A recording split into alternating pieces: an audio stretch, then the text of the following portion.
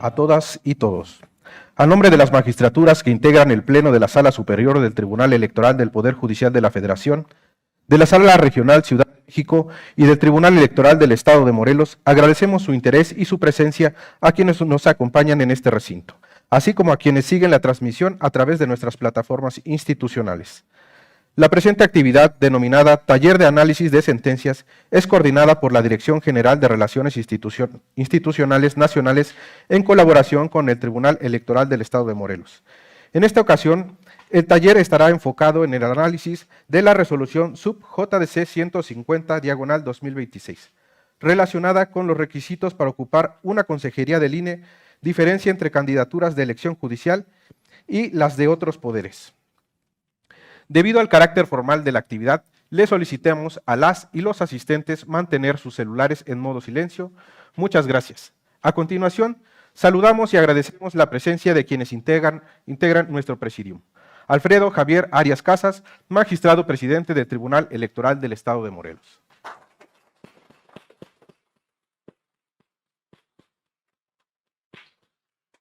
María Cecilia Guevara y Herrera, magistrada presidenta de la Sala Regional Ciudad de México del Tribunal Electoral del Poder Judicial de la Federación.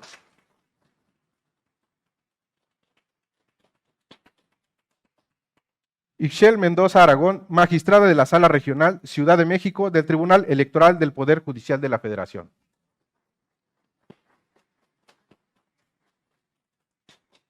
Mireya Gali Jordá, consejera presidenta del Instituto Morelense de Procesos Electorales y Participación Ciudadana.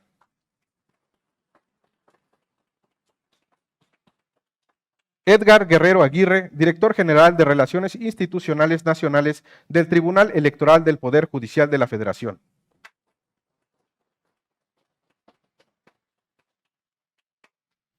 Agradecemos también la presencia de las magistraturas del Tribunal Electoral del Estado de Morelos, de las consejerías del Instituto Morelense de Procesos Electorales y de Participación Ciudadana, al funcionariado de las diferentes instituciones electorales y a todas las personas interesadas en el ejercicio del diálogo. De igual manera, damos la bienvenida a quienes nos siguen de manera virtual. A continuación, daremos paso a un mensaje del magistrado presidente del Tribunal Electoral del Poder Judicial de la Federación, Gilberto Batis García. Muy buenos días, saludo con afecto y agrado a mis compañeras integrantes de la Sala Regional Ciudad de México, su magistrada presidenta María Cecilia Guevara y Herrera, así como a la magistrada Ixchel Mendoza Aragón.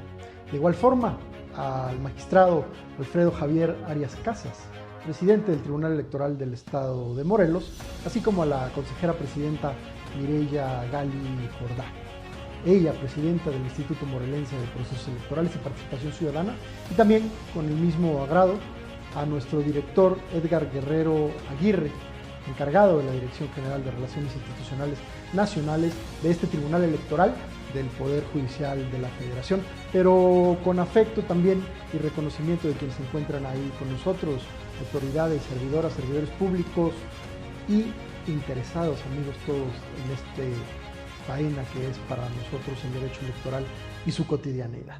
Déjenme iniciar con una aseveración. Cuando se firma una sentencia, ustedes bien lo saben, el trabajo apenas inicia. Inicia con otra tarea. Esta tarea quizá igual de relevante, que es explicar qué controversia fue la que se resolvió, cuáles fueron las razones de la decisión y sobre todo qué consecuencias tiene esta resolución para la aplicación de nuestros derechos y la implementación en las instituciones. Y justamente este es el propósito del taller de análisis de sentencias.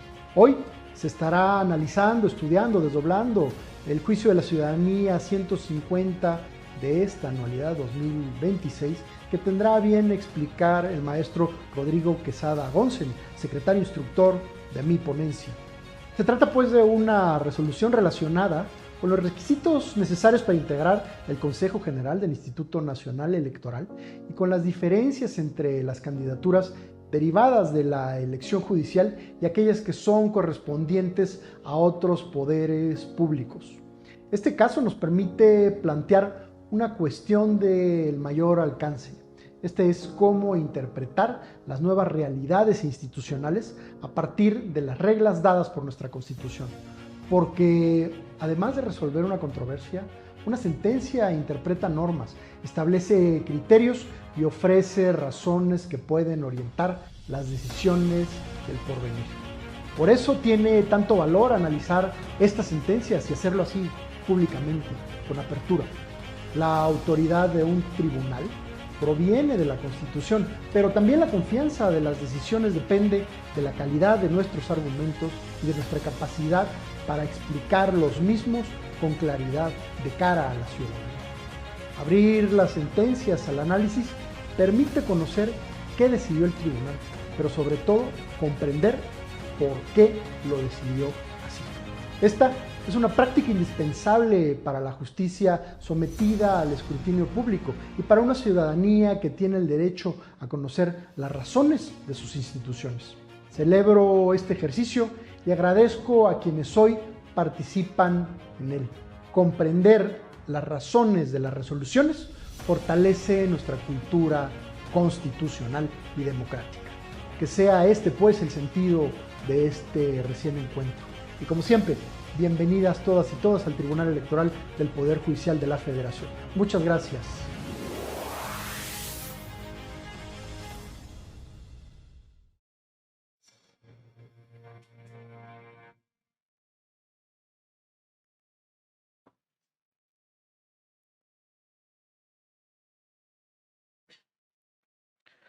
Ahora escucharemos el mensaje de bienvenida de María Cecilia Guevara y Herrera, magistrada presidenta de la Sala Regional Ciudad de México del Tribunal Electoral del Poder Judicial de la Federación.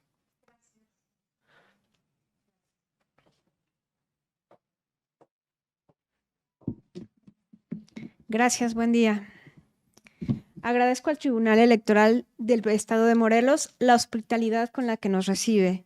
Saludo con aprecio a su magistrado presidente, Alfredo Javier Arias Casas, y a la consejera presidenta del Instituto Electoral de Morelos, Mireya Gali Jordá. En el mismo sentido, saludo con aprecio a la magistrada Ixchel Mendoza Aragón, mi compañera, integrante del Pleno de la Sala Regional Ciudad de México.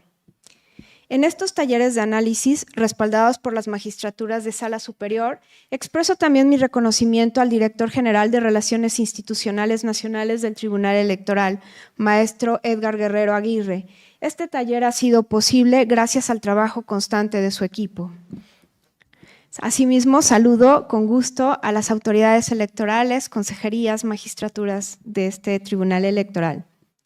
Extiendo este saludo a quienes nos siguen en la transmisión a distancia y obviamente a las autoridades, funcionariado electoral y estudiantado. Estar hoy en Cuernavaca tiene un significado especial para la sala que presido. Morelos forma parte de la 4ª circunscripción y constituye uno de los territorios sobre los que ejercemos jurisdicción todos los días. Por ello, venir a platicar una sentencia en la sede del tribunal local permite recordar que la justicia electoral funciona como un sistema. Ese sistema se fortalece cuando la ciudadanía comprende qué decidimos y cuáles son las razones que sostienen cada resolución. A pocos kilómetros de aquí, sobre una loma que domina el valle, se levanta Xochicalco. En este sitio existe una cueva atravesada por un tiro vertical que permite el paso de la luz, pero únicamente durante ciertos días del año. Quienes construyeron este espacio necesitaban medir el tiempo con exactitud. Algunos estudios sostienen que el lugar servía para ajustar un calendario que había dejado de corresponder a lo que mostraba el cielo. Cualquiera que sea la respuesta arqueológica, esta imagen resulta útil para comprender el asunto que hoy nos reúne. Quienes realizaron aquella obra entendieron una idea que conserva plena vigencia. Una regla creada para un mundo determinado requiere una nueva lectura cuando este mundo cambia. La sentencia que analizaremos responde precisamente a esa situación. El taller de análisis de sentencias parte de una idea sencilla. Una resolución judicial pierde buena parte de su sentido cuando únicamente la comprenden quienes participaron en su elaboración. Explicar el razonamiento mediante un lenguaje claro forma parte de la función de juzgar. Quien comprende por qué se adoptó una decisión puede evaluarla y discutirla. También puede exigir resoluciones de mayor calidad. A partir de esa comprensión se va construyendo la confianza entre las instituciones. El asunto, como ya mencionó el magistrado presidente, resuelto por unanimidad en marzo de este año, fue propuesta de su ponencia dentro del Juicio de la Ciudadanía 150 de 2026. La controversia surgió con motivo de la convocatoria de la Junta de Coordinación Política de la Cámara de Diputados para elegir a 3 consejeros integrantes del Consejo General del Instituto Nacional Electoral. Esa convocatoria retomó la regla que impide ocupar una consejería a quien hubiera sido candidata o candidato a un cargo de elección popular durante los 4 años anteriores, con el propósito de preservar la independencia de la autoridad electoral frente a vínculos recientes con los partidos políticos. La elección judicial de 2025 modificó ese contexto, pues miles de personas participamos como candidatas a cargos jurisdiccionales bajo reglas ajenas a las estructuras partidistas. Por ello, la Sala Superior determinó que la restricción comprende únicamente las candidaturas de naturaleza político-partidista y precisó su alcance mediante una interpretación conforme para garantizar el derecho oportuno de participar. El análisis que presentará el maestro Rodrigo Quesada Gonsen, secretario instructor de la ponencia del magistrado presidente, permitirá seguir este razonamiento paso a paso. En este sentido, la sentencia que hoy analizaremos recuerda que interpretar el derecho también consiste en verificar las normas que sigan respondiendo a la realidad para las que fueron creadas. Como en Xochicalco, a veces es necesario volver a mirar el cielo para comprobar que el calendario sigue marcando el tiempo correcto. Les deseo una jornada provechosa y agradezco su atención.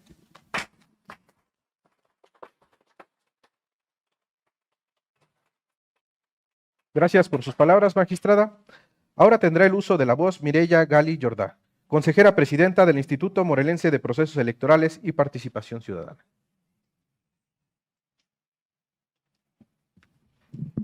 Bien, pues muy buenas tardes a todas y a todos. Nos da muchísimo gusto el estar aquí el día de hoy. Muchas gracias por la invitación, porque, bueno, como lo he comentado en diferentes reuniones que hemos tenido, sobre todo con la Sala Regional, el Tribunal, pues nosotros somos, por un lado, el primer eslabón de la cadena, pero también somos el último, según el camino que estamos siguiendo.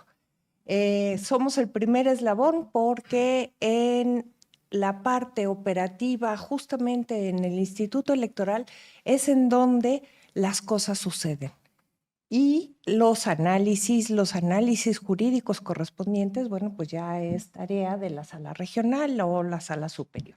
Sin embargo, una vez que concluye ese camino, pues nos regresa la información, ¿no? Todo eso vuelve el camino hacia atrás y muchas veces somos nosotros los que finalmente tenemos que ver qué es lo que vamos a hacer con eso que pasó. Y nos llega la sentencia.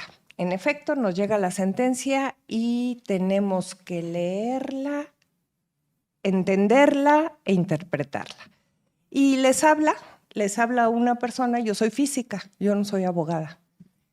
Entonces, bueno, pues el proceso de entendimiento en un momento dado de una sentencia puede ser una labor verdaderamente complicada. No imposible, pero sí muy complicada.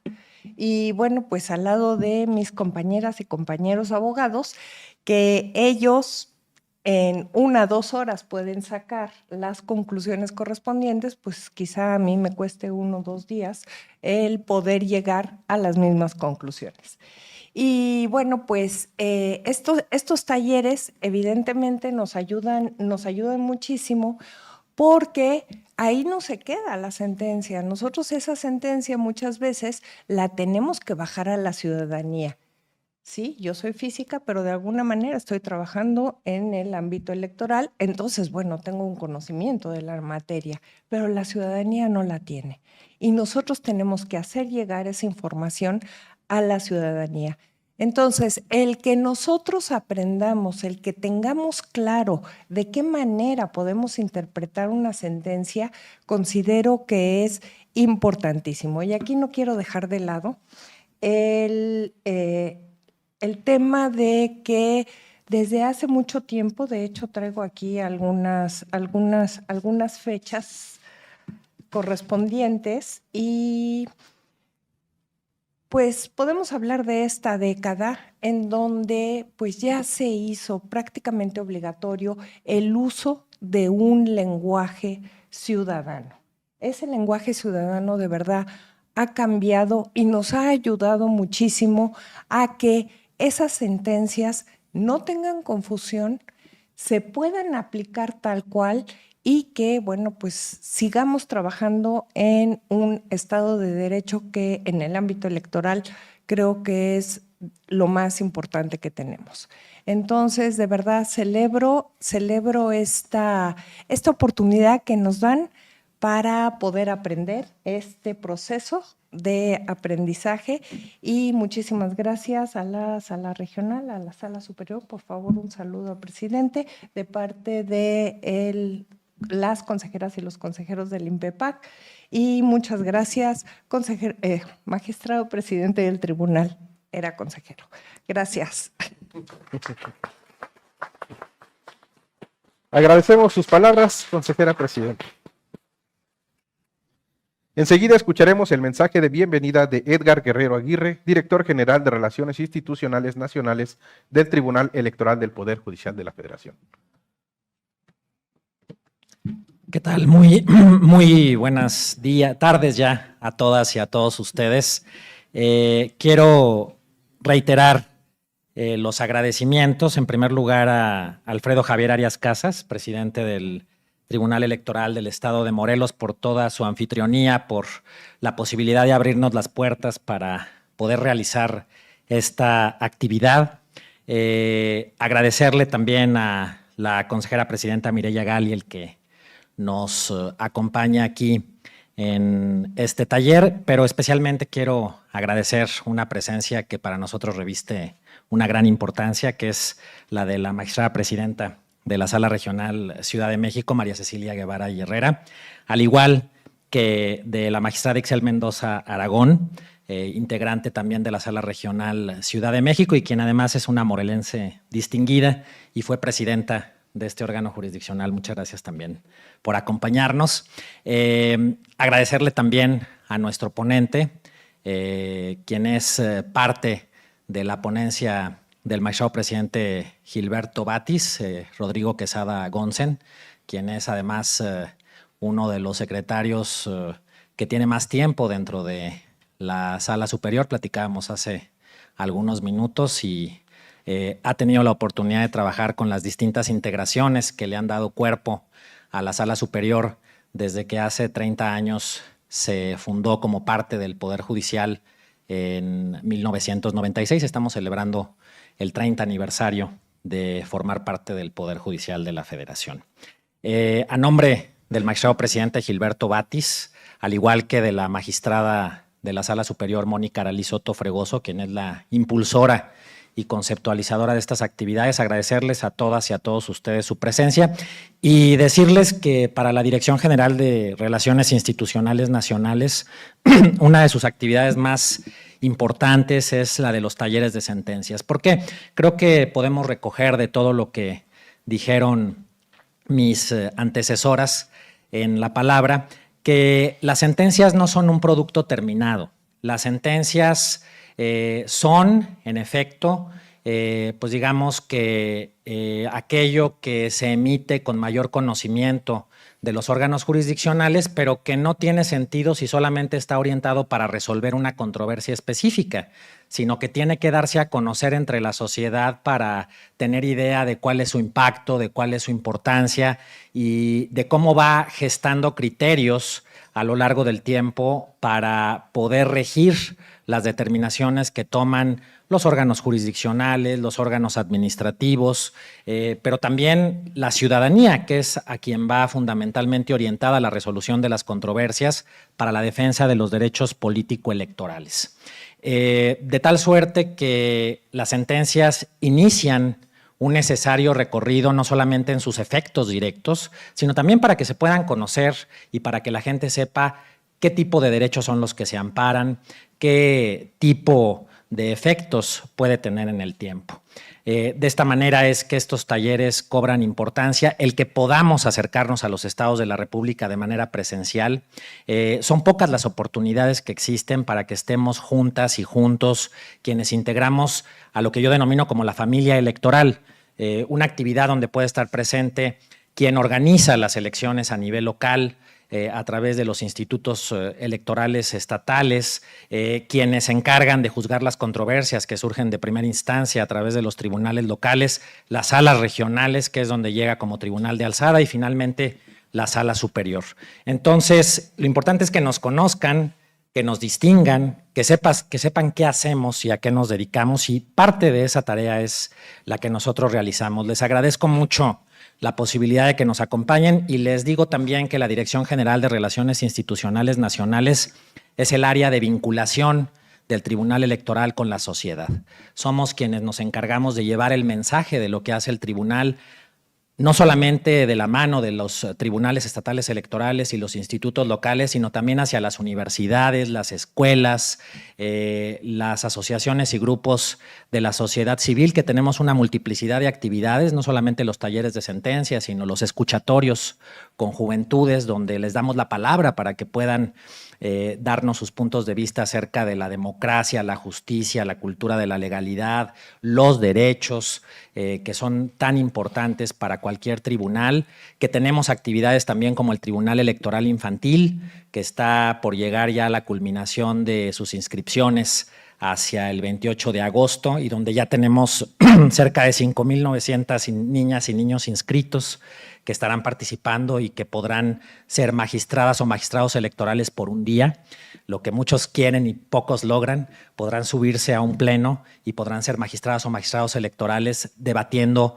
un tema que desde entonces va contribuyendo a la formación ciudadana, las visitas guiadas, donde también les invitamos a acompañarnos para conocer el Salón de Plenos, el Museo Interactivo de la Constitución, sobre el que al final tendremos una breve exposición, y pues un poco lo que es nuestra casa en la sala superior. Entiendo que las salas regionales también hacen esta actividad en su momento. Entonces, pues nuestro interés es estar cerca de todas y todos para poder llevar el mensaje de lo que es y lo que hace el tribunal. Les agradezco nuevamente su presencia y a ustedes el que nos escuchen. Muchas gracias. Agradecemos las palabras, director. Finalmente, escucharemos el mensaje de bienvenida de Alfredo Javier Arias Casas, magistrado presidente del Tribunal Electoral del Estado de Morelos.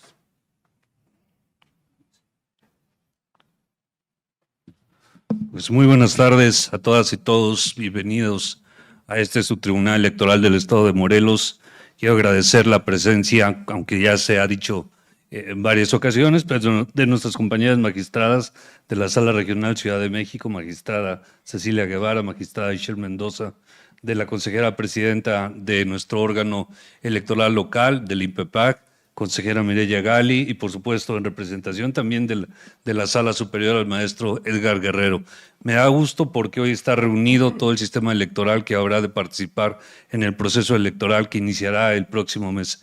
Hoy también quiero dar la bienvenida de manera muy puntual y agradeciendo a mis compañeros de pleno, a la magistrada Mariel Rodríguez y al magistrado Gabriel Pérez, que forman parte de este tribunal y con los cuales tenemos la gran encomienda de estar revisando siempre de manera puntual los temas que se nos presentan en el día a día jurisdiccional.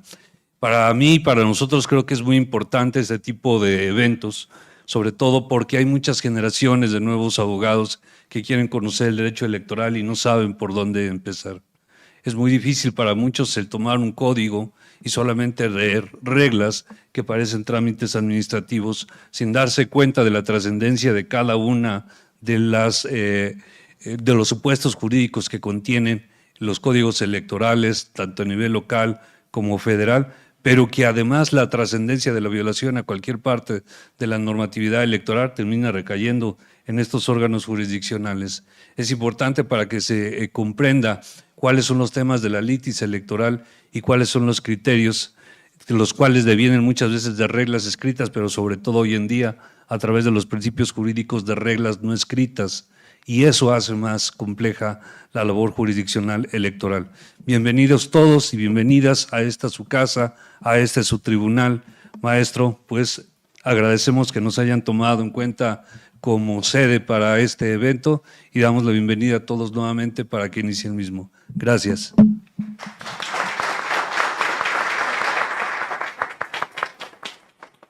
Muchas gracias por sus palabras, magistrado presidente. Agradecemos a las autoridades su participación en esta ceremonia de apertura y a quienes nos acompañan de manera virtual les pedimos esperar unos momentos para continuar con el taller. En breve regresamos.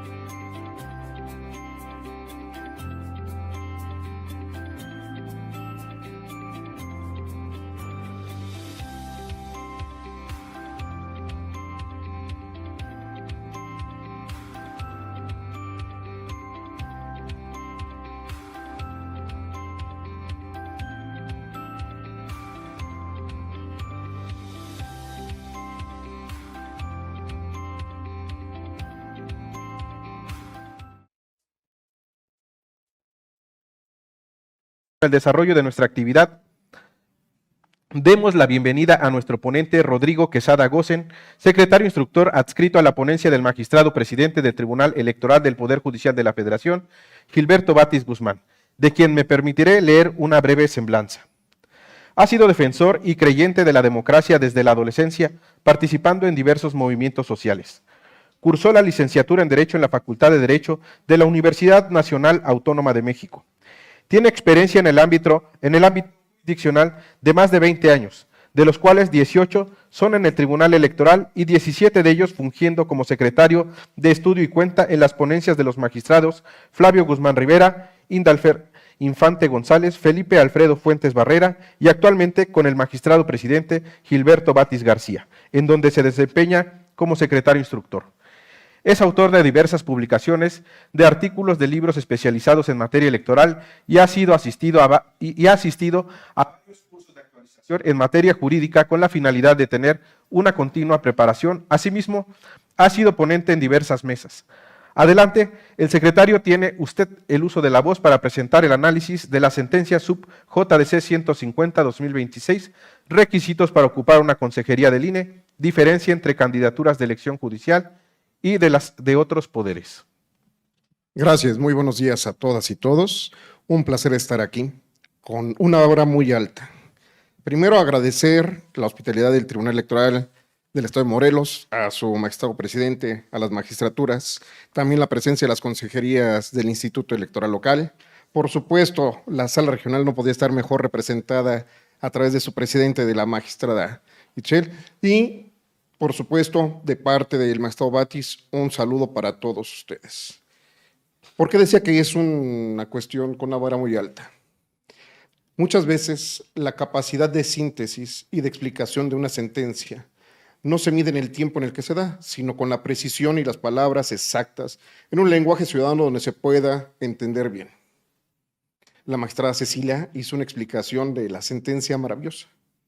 En menos de 3-4 minutos desmenuzó la sentencia, la dejó aquí ya totalmente ciudadanizada, pero no obstante ello, vamos a tratar de platicar de esta sentencia para llevar el por qué fue que se llegó a esta resolución y qué es lo que sucede. Todos estamos ciertos que en todo estado, siempre que conformamos un estado, hay un orden jurídico, es decir, hay leyes y estas mismas, cómo es que van permeando en la sociedad, cómo van llegando.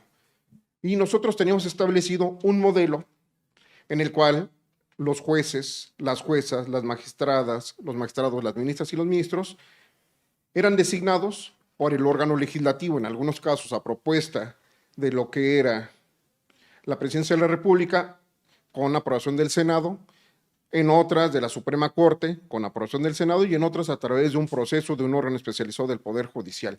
Y así se iba replicando en la mayoría de los casos en las entidades federativas. Pero cambiamos, y es cuando se dice un cambio de paradigma, es cuando existe una nueva institución, y esta fue la elección judicial. La elección judicial vino a modificar todo este ámbito que teníamos. ¿Por qué? Porque una de las primeras cuestiones que tenemos, creo que no, bueno, la primera lámina decía que todos tenemos derechos fundamentales.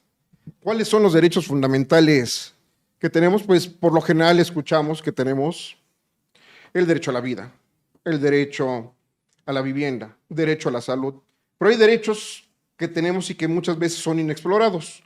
Uno de ellos, y de los que a veces menos se habla, es el derecho a ser nombrado, designado o a ocupar un cargo público. No nada más los de elección popular, porque muchas veces decimos, tengo derecho a que me voten, a ser candidato. No, también poder ocupar algún cargo dentro de la estructura gubernamental es un derecho, y ese derecho está regulado en el artículo 35 de la Constitución. ¿Y qué es lo interesante de poder acceder a estos cargos? Que como son derechos fundamentales, todo derecho fundamental proviene de el reconocimiento que hace el Estado. Es decir, esto no es un regalo que nos hace el Estado, no es un regalo que da el gobierno, es un derecho que tenemos por ser personas y que además hemos luchado para poderlo tener. Así, dentro de estos derechos de poder ocupar cargos públicos, está el derecho, ya específicamente más directo, para poder ocupar una consejería electoral. En el caso en el que nos vamos a ocupar, era ocupar una consejería en el Consejo General del INE. ¿Esto cómo es? Pues es a través de un proceso que se da, pero inicia todo con una convocatoria. ¿Quién era la responsable aquí? La Junta de Coordinación Política era la responsable, emitió y aprobó la convocatoria en la cual estableció cuáles iban a ser los requisitos. ¿Qué requisitos iban a tener que cumplir las personas que fueran? ¿Cuáles eran los requisitos por los que la actora dijo que debíamos de conocer nosotros? Primer requisito, que es no haber sido registrado como candidata. ¿Por qué era importante esto? Este requisito, como decía la magistrada presidenta de la Sala Regional, es un resabio, es algo que queda atrasado de un modelo anterior. En nuestro modelo anterior, ustedes saben, se vota por las diputadas, los diputados, por las senadoras, los senadores, por presidenta, presidente, gobernadora, gobernador, y etcétera, así como en los ayuntamientos se vota. Pero esas personas que llegan ahí, en nuestro sistema, hasta hace algunos años, era un sistema en el que nada más podías llegar a través de partidos políticos. Es decir, teníamos que pertenecer a una organización que tuviera una ideología específica, que hubiera cumplido los requisitos que están en la ley para constituirse como partido, y a través de esa organización de ciudadanos y ciudadanas podíamos acceder al poder público. Después vino una lucha para que hubiera candidaturas independientes, pero como lo sabemos y la realidad lo ha reflejado, son las menos. Y seguimos en este sistema predominante de partidos políticos en donde están. Por eso es que estaba que la prohibición no poder ser integrante de algún consejo, de algún instituto electoral, en este caso el nacional, si había sido candidato, porque lo que estamos buscando en las autoridades electorales es que haya imparcialidad, es decir, que no tengan un sesgo a favor de alguien, que no vayan a favorecer a algún partido político porque ya han tenido una relación cercana, porque ya han tenido el favor de poder haber sido candidato o candidata. Esto no quiere decir que suceda así, sino entiéndase favor a partir de que al coincidir con su ideología, al coincidir con la forma de pensar de esta organización, logró la postulación y por tanto tenga una afinidad. Y esto nos podría hacer presumir, no quiere decir tampoco que sea cierto, cuando decimos presumir los abogados, es que pensamos que podría ser, más no que sea verdad. Cuando llegamos a esto, presumimos que si estabas con A, pues A, B, C y D, pues no vas a tener exactamente lo mismo que favores o la misma forma de decisión que vas a tener hacia donde venías. Por eso es que estaba esta prohibición. Esta prohibición está en el artículo 38, párrafo 1, inciso G, de la Ley General de Instituciones y Procedimientos Electorales. ¿Qué sucede cuando se da esta prohibición? Recordemos, perdón, pero hace un calor tremendo, pero todo aquí tenemos preparado. Sí, hay que estar preparados para todo, así son los abogados, ¿no? Decía el maestro Galván, recuerdo que un buen abogado siempre traía su pluma y 2 folders. En un folder traía su renuncia, porque siempre tenía que estar preparado para renunciar, y en el otro el currículum, porque después de que lo renunciaban tenía que presentarlo, ¿no? Y la pluma, pues para poder firmar, el arma más poderosa.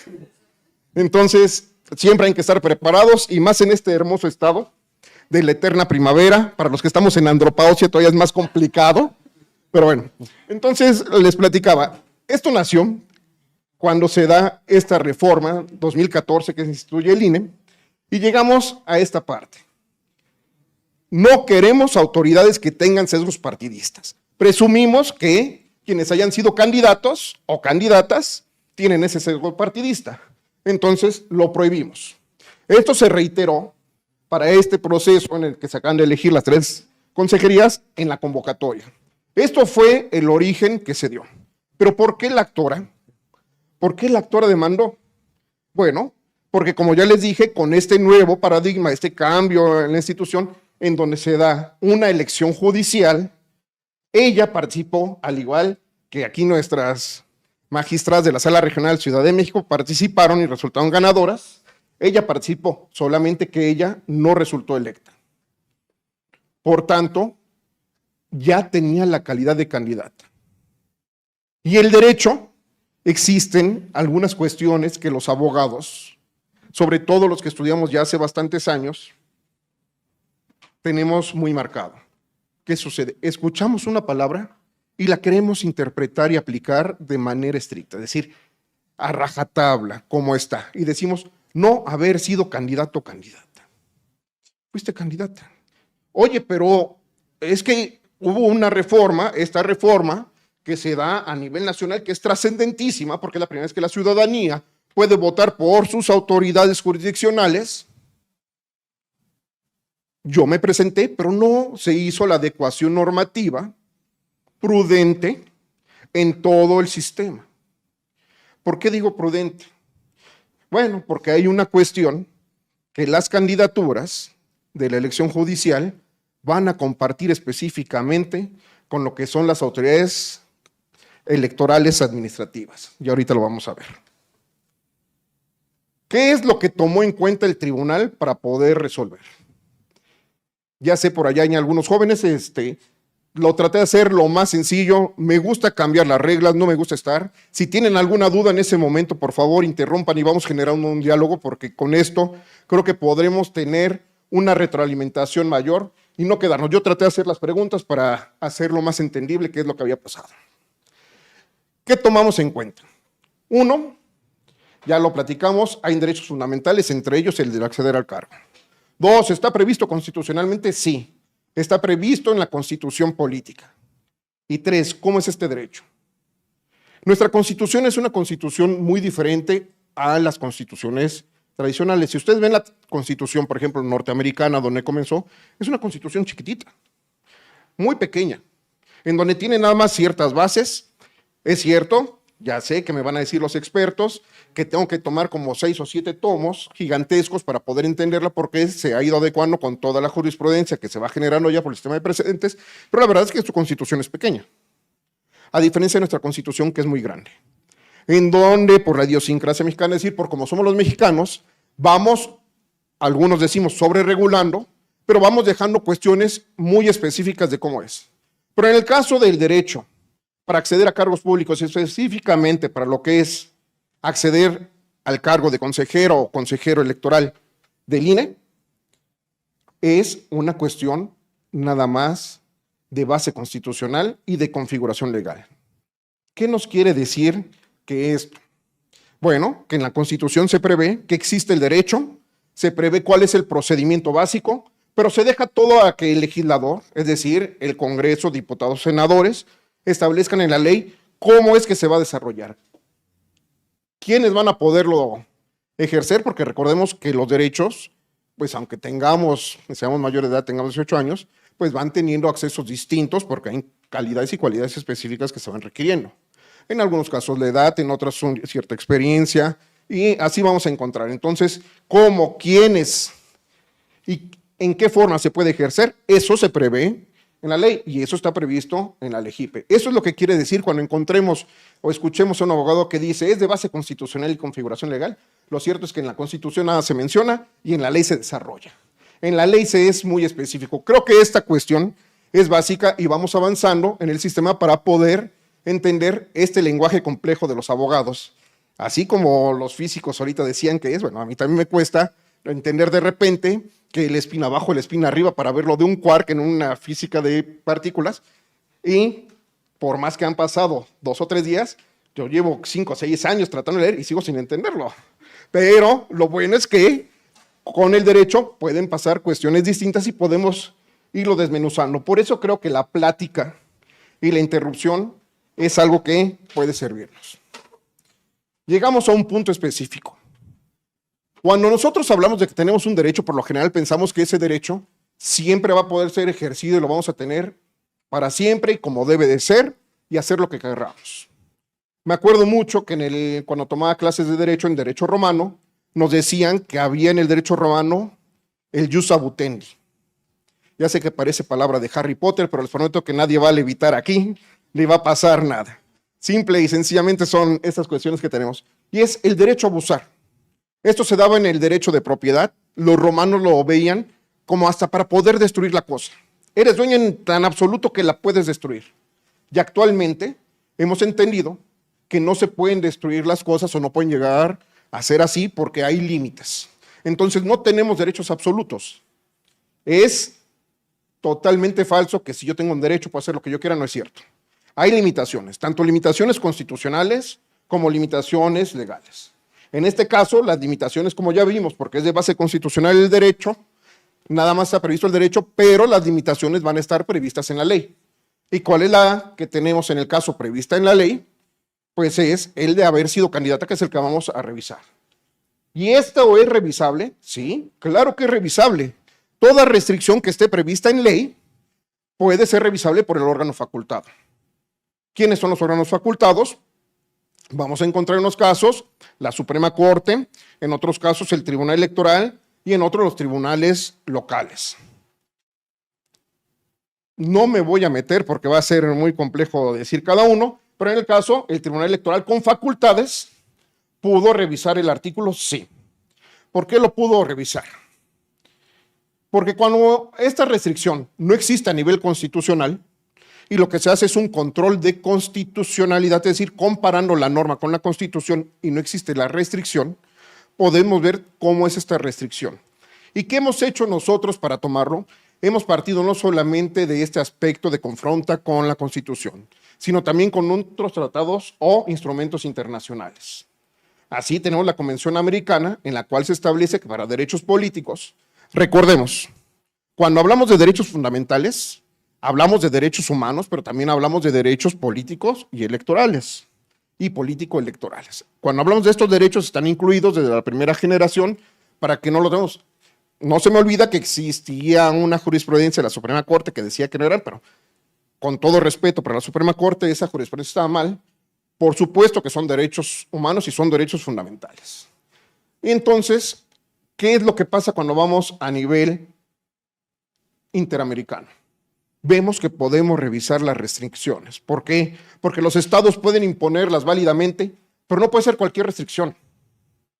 Para que darme a entender en palabras, no puede ser irracional la restricción. No pueden decir, los que se llamen Rodrigo no pueden ocupar el cargo. Eso es irracional. Eso no cumple criterios que tenemos aquí, que tenga una finalidad legítima, que tenga una cuestión necesaria en el orden jurídico para que pueda adecuarse a todo el sistema y que además sea proporcional en sentido estricto. Ya lo platicaremos. Entonces no se puede tener una restricción nada más por tener la restricción. ¿Se puede verificar? Sí. Cuando alguien sienta que esa restricción le afecta. Por supuesto, van a haber restricciones que nadie, o sea, por la lógica misma, nos van a llevar a no impugnarlas. En principio, después vamos a seguir avanzando y vamos a ver que sí se pueden tener y hemos ido avanzando en este sentido. ¿Qué ha considerado la Sala Superior sobre las restricciones? Bueno, ya lo adelantábamos. Primero, los derechos que se llaman político-electorales son derechos humanos y son derechos fundamentales. Yo prefiero el término, como lo dice Ferrajoli, de derecho fundamental porque es más amplio que el derecho humano, pero aquí lo hemos utilizado y se utiliza como sinónimo y creo que funciona bastante bien para transmitir a la ciudadanía en general, sobre todo al estudiantado, derecho fundamental y derecho humano, que sea lo mismo, y que los derechos político-electorales son fundamentales. Por tanto, toda restricción que esté debe estar plenamente justificada. No puede ser una restricción que no tenga base constitucional, es decir, si no está la restricción en la Constitución, debe de cumplir con lo que ya dijimos, que sea proporcional en sentido estricto, necesaria e idónea. Y además, la Sala Superior ha considerado que en el caso de lo que son los derechos, todo derecho se debe de interpretar de una forma garantista. Es decir, se debe de potenciar tanto en su interpretación como en su aplicación. Y como sabemos, la interpretación es un proceso cognitivo en el cual a través de lo que nosotros vemos, que ahorita decía la consejera presidenta, le damos un significado a un enunciado. Y esto lo hacemos todos los días, no lo hacemos más en el derecho. Todos los días cuando platicamos con alguien nos quedamos diciendo ¿qué me habrá querido decir? Y entonces reflexionamos y llegamos al punto de me quiso decir esto. Y ahí es en donde se presentan los conflictos, porque yo entiendo que me quiso decir esto cuando en realidad me está diciendo otra cuestión y por eso el diálogo Por eso estas explicaciones creo que son pertinentes, porque nos llevan a poder desentrañar cuál era el sentido verdadero. Y en esto es que viene, ¿qué es lo que concluyó la Sala Superior? Nos adelantamos, ya no lo dijo tanto el magistrado presidente como la magistrada presidenta de la Sala Regional Ciudad de México. La norma no resulta por sí misma, ustedes van a escuchar o habrán leído por ahí que dice per se, que es, y eso no es otra cuestión también así tipo Harry Potter, que lo único que decir es por sí misma, no es inconstitucional. Pero no es inconstitucional siempre y cuando se lea de esta forma, es decir, le demos este significado, y eso es una interpretación conforme. ¿Por qué hizo esto la Sala Superior? Recordemos que cuando se emite una norma, la norma que se da llega al sistema normativo con una presunción, que es una presunción de que es válida. Toda norma aprobada por un Congreso resulta en principio válida porque tiene la legitimidad y legitimación el Congreso para poderlo hacer, además de las facultades. Cuando llegamos con esta cuestión, lo que buscamos siempre es preservar el orden jurídico. No estar expulsando normas, no estar diciendo que esta norma no vale, porque sí, porque eso daña el sistema mismo. En cambio, si podemos encontrar una forma en la cual la norma siga vigente y conviva con el resto de normas, llegamos a esta interpretación conforme y así privilegiamos estos principios relativos a que se debe de conservar la ley a partir del principio de supremacía constitucional y de facultades de los órganos legislativos para expedir las normas. Y esto es lo que concluyó la Sala Superior. Y aquí viene lo interesante. ¿Por qué la Sala Superior llega a esta consideración? Ya lo hemos ido anticipando, ya lo hemos escuchado, y es porque esta norma no resulta ajustada a la realidad. Como podemos ver aquí, y se los puse muy claro, la restricción, y así lo dijo la Sala, quizás en palabras un poco más elegantes, más jurídicas, no como yo lo vengo a exponer, y que creo que es como de a veces tenemos que ir avanzando un poco más. No se distingue entre todos los tipos de candidaturas. Anteriormente, ya les decía, esta norma de 2014 era para un sistema de partidos políticos. Un sistema en donde las candidaturas tenían que ir preponderantemente, es decir, vamos a ponerlo, y me corrigen aquí las autoridades, en un 95% por parte de los partidos políticos, y estoy quedándome corto. Son muy pocas las que tenemos. Y más a nivel federal también, bueno, es tan famoso que haya que hasta salen las noticias, va un candidato independiente.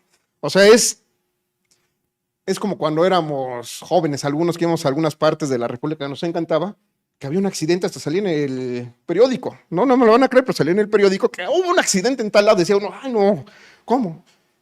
Así es lo de las candidaturas independientes. Hay una y hasta se dice, hay una candidatura independiente. Entonces son muy pocas.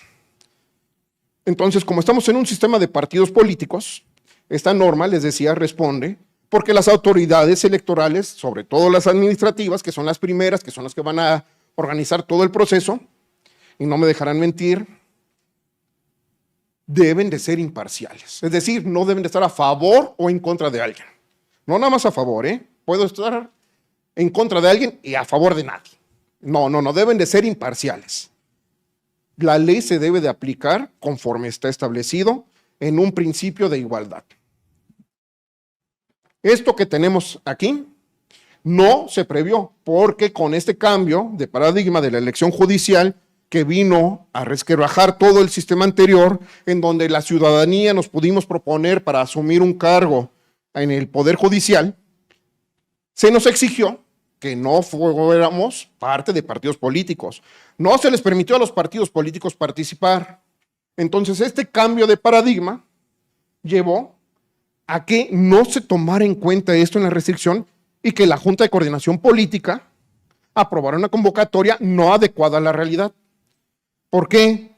Los diferentes tipos de procesos, y aquí tenemos expertos que lo saben. Todos los poderes legislativos, todos los poderes ejecutivos y ayuntamientos, aquí faltó poner lo que son las demarcaciones político-territoriales de la Ciudad de México, pero vamos a entender lo que está ahí, se hace a través del sistema de partidos. Es cierto, están las candidaturas independientes, pero es preponderantemente de partidos. Pero en los poderes judiciales no hay. No tenemos partido. Es más, hay prohibición expresa de que participen. Entonces, ¿qué es lo que buscó la Sala Superior? La Sala Superior buscó conciliar principios. Es decir, analizó qué es lo que tenemos. Tenemos una prohibición con una finalidad válida, que es que la autoridad se integre de manera debida, sin sesgos, a favor o en contra de alguien. Y esto lo presumimos si formaron parte de un partido político o si fueron postulados por un partido político, que es el caso, ahí vamos a presumir que ya hay un sesgo a favor de alguien o en contra de otros. ¿Y eso es válido? Sí, por supuesto. Lo que queremos de las autoridades electorales es que sean en el ejercicio, y aquí sí lo aclaro muy bien, en el ejercicio del cargo totalmente apartidistas, porque deben de ser imparciales. Deben de tener la libertad de decisión y de aplicación de la norma de la manera en que beneficie a la ciudadanía y no a un partido o en contra de un partido. Entonces, si encontramos esto, vamos a ver que realmente es algo válido, es un principio constitucional que queremos en todo lo que son las autoridades electorales. Pero también tenemos un principio de igualdad en el acceso al cargo público. Y no podemos decir que sea lo mismo una candidatura para el Poder Judicial en la cual no participan bajo las siglas de algún partido político, no hay financiamiento estatal, no hay financiamiento del partido político, no hay propaganda por parte de partidos políticos, a cuando sí existe. Son dos sistemas completamente distintos, creados, uno, antaño, desde que México comenzó con este sistema de partidos que tomamos desde Inglaterra, que trajeron los ingleses después a Estados Unidos y que nosotros en una copia de repente nada más metimos así y después ya lo mexicanizamos, dirían por ahí lo tropicalizamos y lo tenemos actualmente ese sistema de partidos ya muy propio mexicano, con una elección judicial novedosa, en donde se le da por primera vez a la ciudadanía la posibilidad de votar, pero que a la vez se le da la oportunidad a la ciudadanía de poder ocupar esos cargos, pero demostrando su imparcialidad, porque es lo que queremos también de un juzgador. No nada más queremos de las autoridades administrativas esa imparcialidad, sino los juzgadores. Y los juzgadores tienen que tener ese blindaje. ¿Por qué? Porque los juzgadores son quienes al final de cuentas van a decidir qué es lo que pasa con nuestros derechos, qué es lo que pasa con nuestra democracia. Los juzgadores van a tener la última palabra. Y como decían ahorita, ya una vez que el juzgador retoma todo y se va hasta el órgano electoral administrativo para que éste ya pueda cumplir lo que se le ordenó. Entonces, es muy importante que ambas autoridades sean imparciales, pero las candidaturas que no se tomó en cuenta no tienen la misma naturaleza. Esto fue lo que tomó en cuenta la Sala Superior y buscó. ¿Cómo logró la Sala Superior conciliar esos principios? Mediante una interpretación funcional, sistemática y teleológica, que hace a la restricción compatible con el parámetro de regularidad constitucional. Ya sé que suena receta de cocina imposible de elaborar, de esas que vemos en YouTube, y que le repausamos y volvemos otra vez. Pero justamente por eso es que estamos aquí y tiene sido una interrogación para poderlo hacer ciudadano, porque muchas veces escuchamos que los abogados dicen, sí, es, y lo escuchamos en todos lados, es una interpretación o es un proceso hermenéutico, sistemático, funcional y teleológico. Hijos, y no sabemos qué es. No entendemos qué es y no nos damos nosotros los abogados a la labor de explicarlo, cuando son cuestiones muy sencillas. Toda interpretación, les digo, la hacemos todos los días. Es entender el significado de algo. Cuando nos dan una palabra o cuando nos dan una oración, nosotros le damos un significado. Y eso es lo que estamos haciendo. La oración que tenemos en este caso, no haber sido candidata o candidato, la tenemos que dotar de contenido. Tenemos que decir cómo la vamos a entender. Esa es la interpretación. Ese es el proceso de interpretación. ¿Cuál es el funcional? Pues hacer que esa norma funcione conforme a la realidad, atienda qué es lo que sucede, cuál ha sido lo que hemos tenido en el caso de los mexicanos para que llegue a formar parte del sistema nacional, que es lo que está ahí. Cómo es que se inserta y cómo es que la vamos viendo, porque conforme al paso del tiempo, recordemos que el derecho no es estático, no se queda sin movimiento. Al contrario, el derecho es movimiento continuo, perpetuo, Pero eso se logra tanto en los órganos de aplicación administrativos como en los órganos jurisdiccionales, y los órganos jurisdiccionales son los que al final dan cuál va a ser lo que vamos a entender finalmente por ese enunciado. Esa es la interpretación funcional. Atender esa realidad sistemática. Pues que atendamos a todo ese conjunto de normas. Como decían ahorita, agarramos una ley, un código, lo abrimos, lo vamos leyendo. Pero, ¿qué vamos a entender de ahí? Pues vamos a entender que es un sistema ordenado de normas que van teniendo una concatenación para tener un resultado. Son procesos para poder llegar a una cuestión. Entonces, no podemos olvidar que cuando le damos significado a esa norma, debe ser conforme a todo el conjunto de normas. No podemos darle un significado fuera de ese conjunto. Por eso es que decimos que sea sistemático, para que encaje bien ahí, para que esté en la ley y no esté nada más por fuera como un chipote. Ajá. Y finalmente, teleológico. Atiende a la finalidad, ¿para qué fue creada? Cuando escuchen, la teleología nada más es una cuestión, ¿para qué fue creada la norma? Y a partir de ello, los demás enunciados pues ya se hacen. Decir que la restricción es compatible con el parámetro de regularidad constitucional quiere decir que una vez que hemos ejercido estas cuestiones de interpretación sistemática, funcional y teleológica, a partir de lo que está previsto en la Constitución, que dijimos que es de base constitucional, en los tratados internacionales, en donde vamos a analizar que la misma restricción sí la puede imponer el Estado, que sea válida, porque sea racional, porque sea necesaria, idónea y proporcional en el sentido estricto, que se dé, pues entonces quiere decir que está conforme al bloque de Constitución, es decir, que vale, en pocas palabras, que vale y que no se opone a ninguna norma. Pero entonces, eso lo logramos, como les decía, a partir de la interpretación conforme que se hizo. ¿Por qué dijimos esto? Porque la finalidad de la restricción que tenemos no puede ser excluir toda candidatura. Si nosotros pretendemos excluir toda candidatura, otra vez caemos en ese exceso. Tenemos que dotar de sentido, sobre todo después de que una reforma tan trascendental como la judicial. Y entonces lo que queremos, y ya decíamos, la finalidad es no integrar autoridades electorales que sean parciales de inicio, de origen, que tengan un vicio desde el principio. Ya si se nos corrompen en el camino, pues ya ni modo, ahí no podemos hacer nada, ¿no? Pero en el inicio sí tenemos que tener que haya esa imparcialidad. Y entonces no se cumple para las candidaturas de la elección judicial porque es lo que estamos buscando también esas candidaturas. Por eso las quitamos de los partidos, porque queríamos que fueran imparciales, que no hubiera ese sesgo.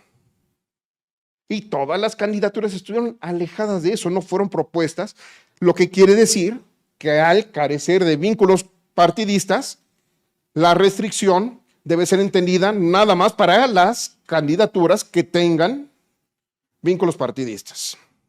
Si estaba planeada para un público no experto como los que tenemos aquí enfrente, sino un poco más juvenil allá para que también ingresara en la época de los memes.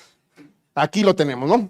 El régimen la elección judicial tiene un régimen especial de acceso por voto popular. Ya no es designación, pero como decíamos, estamos alejados de partidos políticos. Se busca la imparcialidad, se busca que no haya un dinero externo, por eso es que, ojo, ¿por qué fue con nuestros propios recursos los que fuimos candidatos?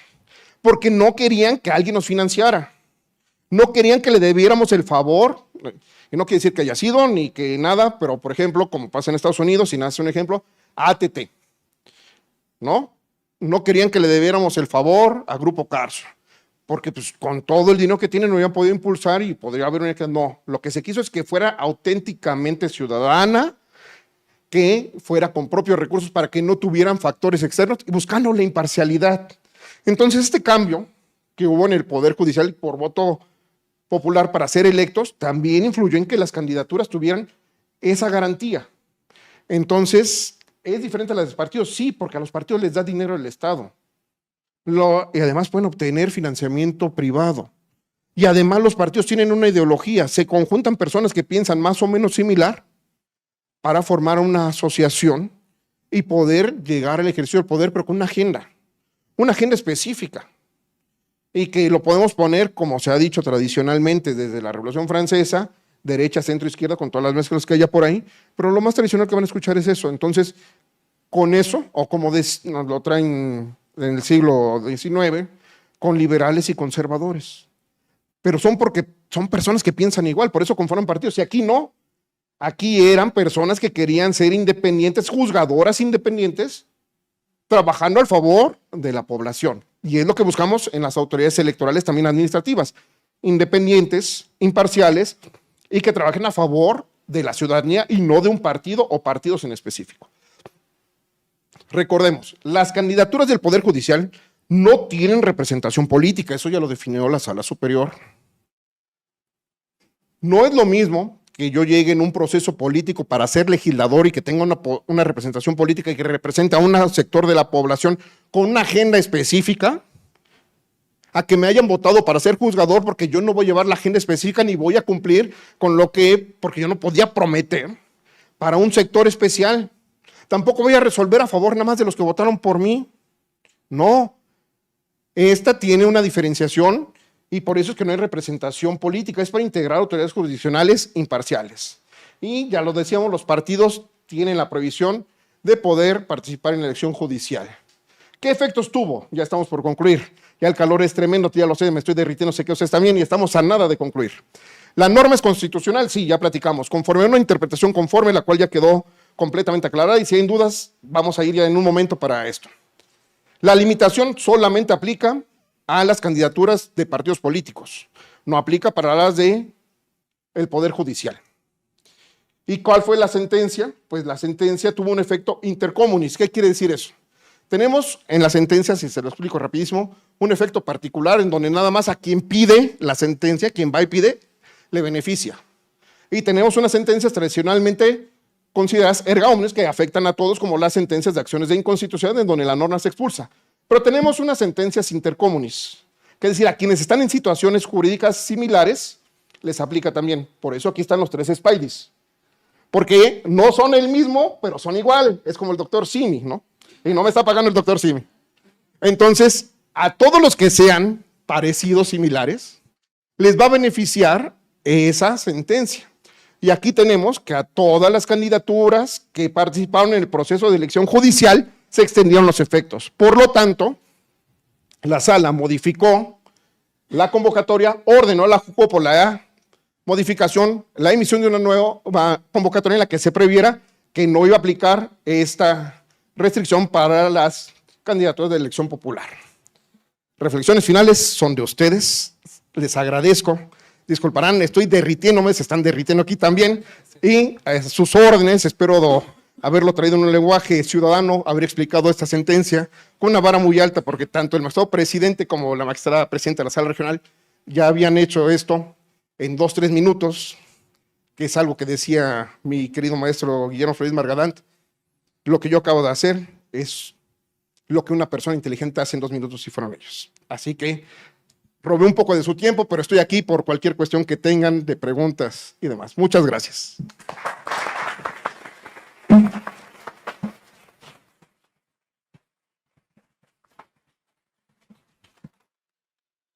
Agradecemos a nuestro ponente el análisis de esta importante sentencia y a continuación abriremos un espacio para preguntas y respuestas por parte del público dirigidas al secretario.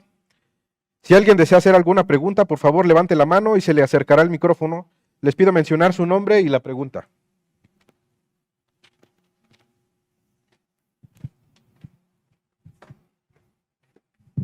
Buenas tardes. Carlos González, soy secretario de proyectista de la ponencia 1. Ahí, pero lo que usted dijo, creo que puede ser que la sentencia tenga un error técnico, porque para mi gusto no se debió de haber aplicado una interpretación conforme, porque para que se pueda utilizar una interpretación conforme tendría que existir la posibilidad de que se interpretara una norma de 2 maneras diferentes, y ahí la norma no admite ningún tipo de interpretación por el principio que dice que in claris non fit interpretatio. Entonces yo creo que no sé, eso también es una pregunta, si realmente es una interpretación conforme o se aplicó el test de ponderación con todos sus principios. No aplicamos un test de ponderación. Sí se hizo una interpretación conforme y me trato de explicar por qué. Sé que va a sonar un poco mal que defienda la sentencia cuando pudiera ser que sí hubiera un error, pero la verdad es que no lo existe. Vamos a partir de lo siguiente. Nos están diciendo que es una norma completamente restrictiva y debemos de haber corrido un test de restricción de derechos fundamentales, pero esto cuando la norma tuviera la posibilidad de establecer esta restricción de manera general, para ver si estaba. Pero sí admite la interpretación porque, como tú dices, la norma es clara y dice las personas que hayan sido candidatas. ¿Qué pasaría si dijéramos y estuviéramos en el supuesto de que todas las personas candidatas no pudieran participar y nada lo entendiéramos así? Porque si estuviéramos en un sistema de ponderación, hubiéramos ponderado entre dos principios. Aquí no estamos ponderando. Aquí el principio partimos que había dos cuestiones. Una, el derecho para integrar autoridad, y otra, la prerrogativa, el derecho de la ciudadanía de contar con una autoridad imparcial. Porque recordemos que todos estos derechos se traducen en obligaciones, y la obligación, ¿cuál es? La obligación del Estado, crear autoridades imparciales. Por lo tanto, si tenemos los principios o tenemos los derechos, nos va a dar lo mismo y no vamos a tener. Pero cuando se excluye a toda candidatura, necesariamente tendríamos que haber excluido las candidaturas de la elección judicial en una aplicación estricta, porque no hubiéramos encontrado un vicio de inconstitucionalidad. Pero la verdad es que esto no hubiera respondido a la verdad histórica de la reciente reforma de 2024, de 15 de septiembre de 2024, y al no haber respondido a esta realidad, la norma hubiera restringido de manera indebida a un sector de la población, y si hubiéramos aplicado esta categoría como sospechosa, ¿qué hubiéramos tenido que hacer? Pues desarticular la norma por completo, inaplicarla al caso concreto, y al inaplicarla al caso concreto hubiera sido sacarla para esta convocatoria, pero hubiéramos permitido entonces, por consiguiente, que no estuviera y que participaran candidaturas de partidos políticos. Entonces hubieran roto con una parte del sistema. Por eso es que, recordemos, la interpretación conforme, es constitucional esta norma solo sí y se lee así. Y solo si leemos la norma, a ver, adelante, porque dices que no. Es que los agregados, o sea, técnicamente se los está haciendo el operador jurídico. O sea, ahí lo que se pudo haber hecho es aplicar pero el test de igualdad, o sea, que defiendan autores como Carlos Bernal Pulido, justamente por lo que usted está diciendo, o sea, me está dando la razón, que se debe aplicar el test de ponderación, que a lo mejor era más pragmático no haber hecho el test de ponderación, porque además de que es más difícil, como usted dice, desmembraría parte del ¿cómo se llama?, del conglomerado jurídico, es otra cosa, pero es un argumento totalmente pragmático, no es que haya sido correcto desde el punto de vista técnico. Es una discusión, ese tecnicismo, que nos lleva a dos cuestiones. Primero, si tomamos nada más a Bernal Pulido como una verdad absoluta, también caemos en una falacia, porque queremos decir que nada más este autor y solo este autor tiene la razón. Y cuando nos afiliamos a una doctrina, por supuesto, para nosotros va a ser completamente válida esa doctrina, y lo que no suceda en torno a esa doctrina, lo vamos a desacreditar. Y es completamente jurídico que tomes esta doctrina, que lo lleves a cabo, pero en este test, para haber una restricción que hubiéramos llevado, necesariamente hubiéramos tenido que expulsar la norma. Y no se podía expulsar la norma porque la norma iba a tener en su expulsión un efecto erga omnes. Y ese efecto erga omnes que iba a tener, para que ser más claro, esto ya se veía desde el siglo XIX con las cuestiones de expropiación cuando llegaban para empresas, y lo veía Jacinto Pallares y decía, ¿qué es lo que sucede? Cuando se presenta esto, el efecto de la sentencia de amparo va a ser erga omnes porque me va a proteger a esta persona, pero voy a expulsar la norma y voy a beneficiar a las demás.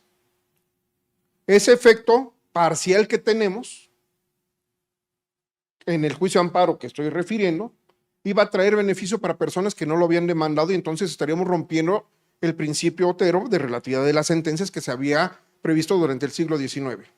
Y hoy tener una expulsión de una norma, nada más para cumplir con un tecnicismo, permitiendo vulnerar otros principios como es el de imparcialidad, o para preservar el principio de imparcialidad excluyendo a candidaturas que tenían derechos, para buscar un tecnicismo, o para ir conforme a una doctrina judicial que nos agrada, o a una doctrina de test de Bernal Pulido, pues, para mí, hubiera conllevado a mayores riesgos. Primer riesgo, 1, expulsar toda la norma y permitir la entrada de personas que hubieran sido candidatas afines a algún partido político. Yo, en lo personal, no lo hubiera podido ver así, porque nuestra función es velar exactamente porque las autoridades sean imparciales.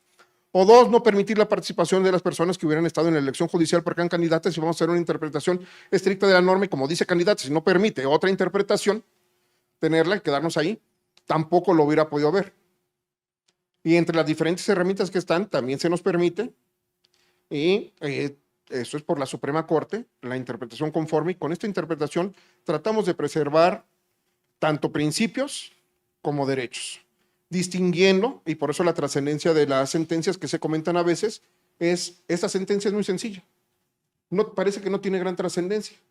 Pues ¿qué tiene de trascendente que una persona, no? Tiene tanta trascendencia porque lo que está reconociendo es que el sistema mexicano, sistema judicial mexicano, sistema político mexicano y de integración de autoridades, sufrió una modificación tan sustancial en 2024 que no terminó de adecuar toda la normativa para ver todos los supuestos, y que entonces tenemos que ir avanzando nosotros, por supuesto, dotando de contenido esa norma.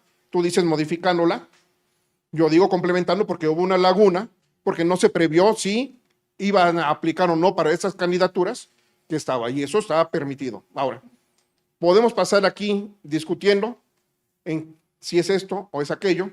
Te quiero decir, estoy convencido de esto, yo no proyecté la sentencia, entonces no tengo que defender un punto que no está. Y eso, lo que quiere decir es que yo tengo el convencimiento de que la sentencia estuvo en así como tienes el convencimiento de que está. ¿Tiene un error técnico? No tengo problema en aceptar que puede tener un error técnico desde un punto de vista, porque se pudo haber utilizado otro test, se pudo haber utilizado otro sistema de interpretación. ¿Se quiere escuchar eso? Sí, puede tener un error técnico. ¿Tiene un error? Sí, lo tiene. Pero es inválido eso. El sistema de interpretación que utilizamos, la resolución que se llegó, no hace inválida la sentencia, o hace que la sentencia no sea maximizadora de derechos, y que además esa sentencia maximizadora de derechos, que con el error técnico no respete el sistema jurídico mexicano, no, al contrario, respeta el sistema jurídico mexicano, da preeminencia al principio de imparcialidad, pero además maximiza el derecho de las personas que fueron candidatas en la elección judicial para poder participar, porque lo que están buscando es integrar otra autoridad electoral imparcial, porque ella fue candidata para la Sala Regional Toluca. Entonces, sí, con error técnico, no voy a discutir, podemos aceptarlo, no tiene problema, pero creo que fue una sentencia que aún con el error técnico se basó en criterios de interpretación establecidos por la Suprema Corte, validados por la Suprema Corte, que siguió este rigor, pero que además permitió que siguiera vigente el principio de imparcialidad en la integración de autoridades, y que se maximizara el derecho fundamental de las candidaturas de elección judicial para poder participar en esos procesos al estar alejados de los partidos.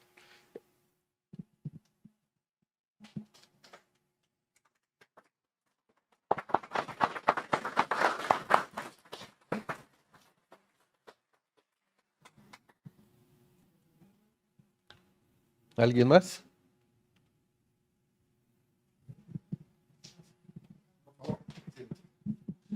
Pues primero, muchas gracias por todas las aportaciones y las reflexiones que nos está dando.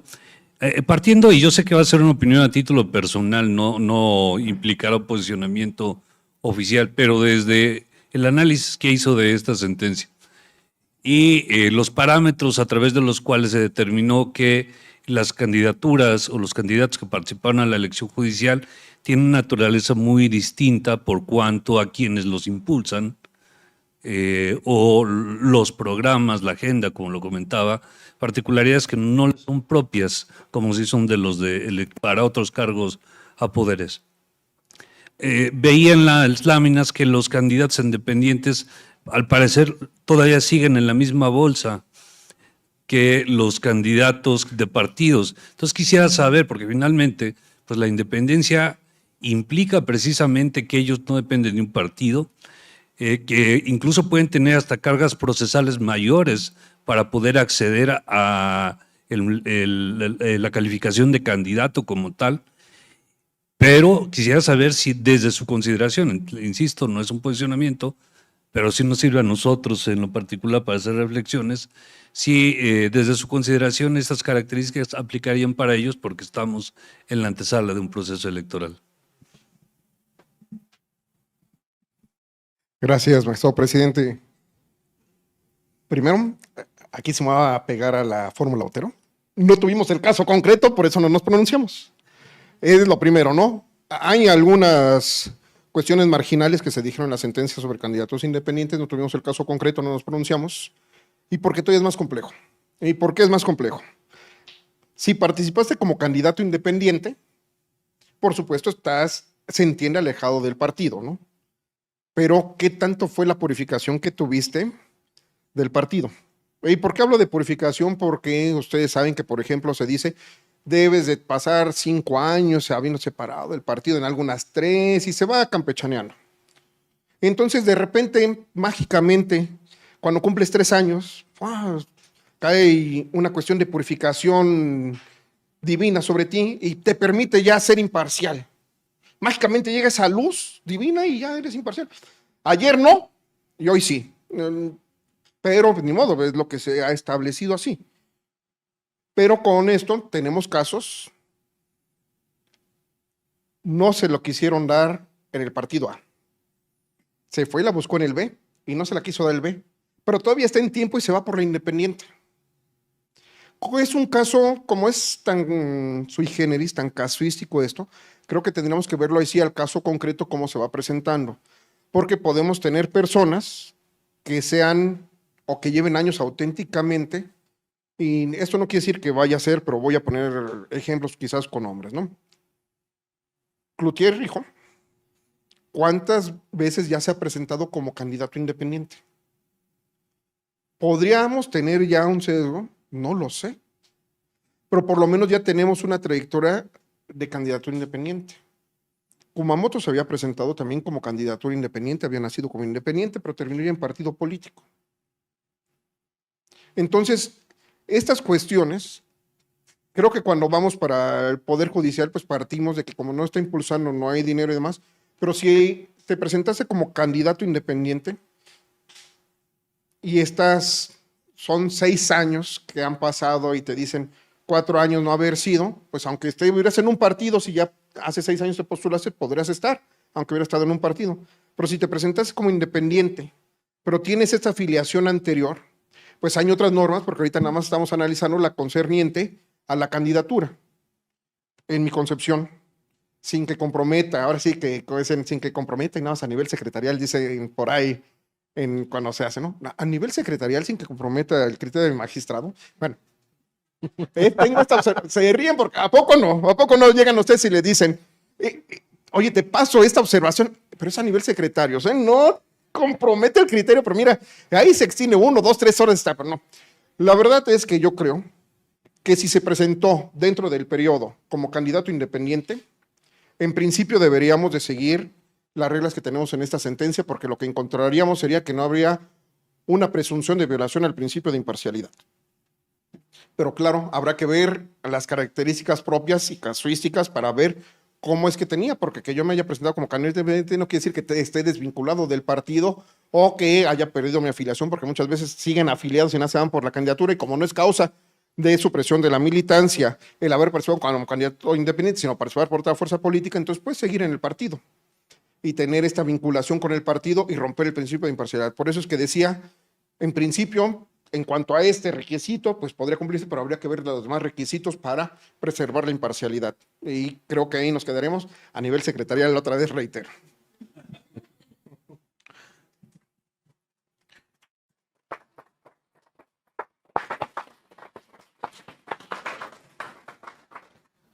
Agradecemos a todas y todos por su participación. A continuación, tiene el uso de la voz Juan Abel Franco Espinosa, integrante de la Dirección General de Relaciones Institucionales Nacionales del Tribunal Electoral del Poder Judicial de la Federación, quien realizará la presentación del Museo Interactivo de la Constitución del Tribunal Electoral del Poder Judicial de la Federación. Adelante.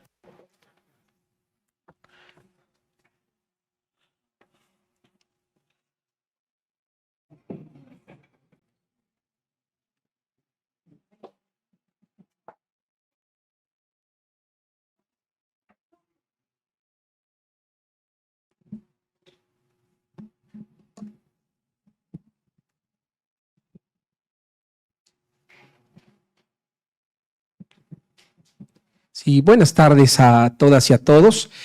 El Tribunal Electoral del Poder Judicial de la Federación, a través de la Dirección General de Relaciones Institucionales Nacionales, les invita a conocer y visitar el Museo Interactivo de la Constitución que está al interior de la Sala Superior. Dicho museo fue creado en el año 2016 con el objetivo de conmemorar el centenario, ¿sí?, de la Constitución Política de los Estados Unidos Mexicanos. Fue inaugurado en el año 2017 y el tema central fueron los derechos político-electorales de las y los mexicanos. En el año 2024, el museo tuvo una intervención en colaboración con el Instituto Nacional de Estudios Históricos de las Revoluciones en México, y su tema central fue la participación de las mujeres en dos acontecimientos muy importantes: la independencia de México y la Revolución Mexicana. ¿Sí? Así está, miren, así estaba originalmente la entrada del museo, ¿sí? Y en 2024 tiene una intervención donde se colocaron 13 mujeres más de estos dos acontecimientos. Mujeres como Josefa Ortiz Girón, Gertrudis Bocanegra, Rita Cetina, que en el siglo XIX alzaron la voz para ejercer ese derecho universal que era el derecho al voto. Y en el siglo XX, mujeres como Carmen Cerdán, Elvia Carrillo Puerto, Hermila Galindo, Dolores Jiménez Muro, entre otras, alzaron la voz no solamente para ejercer ese derecho, sino también para poder ocupar cargos de elección popular, es decir, ser votadas. ¿Sí? Tenemos también otra de las secciones de nuestro museo, es la línea del tiempo. ¿Sí? Bueno, primero una galería fotográfica que va desde Sor Juana Inés de la Cruz, pasando por el primer Congreso Feminista en Yucatán en 1916, hasta la primera embajadora que tuvo nuestro país, Amalia Caballero. Tenemos la línea del tiempo, unas pantallas interactivas, donde se hace un recuento, ¿sí?, de las primeras mujeres en ocupar un cargo público a través del voto popular. La primera presidenta municipal, la primera gobernadora, la primera senadora, la primera jefa de gobierno, hasta la primera presidenta de México. Otra de las secciones, bueno, ya les hablé de la galería fotográfica, ¿sí? Otra de las secciones que tenemos es el mural de la paridad. Por primera vez en la historia tuvimos la integración del Congreso, la Cámara de Diputados, para el periodo 2021-2024, 250 diputadas y 250 diputados. Y esto gracias a una sentencia que se votó en la Sala Superior. ¿Sí? También tenemos en el primer piso de nuestro museo exposiciones temporales. Ahorita tenemos dos exposiciones. Una de ellas, de las hermanas Mirabal, de esas tres hermanas que por su lucha política fueron asesinadas al oponerse a la dictadura de Rafael Leónidas Trujillo. Y tenemos también una galería fotográfica de la colección Gustavo Casasola. ¿Sí? Reconocer la lucha de las mujeres en la transformación de México es sin duda valorar todas sus acciones. Pero si nos ponemos las gafas violetas, estamos abriendo un camino para que las voces del pasado y del presente tomen sentido hacia un futuro más igualitario y más inclusivo. Será para nosotros un gusto, a través, como lo dijo nuestro director, el maestro Edgar, poderlo recibir a través de las visitas guiadas que tenemos en nuestra dirección, y no solamente van a conocer el museo, sino las diferentes áreas del tribunal. ¿Por qué? Porque la Sala Superior es su tribunal. Muchísimas gracias.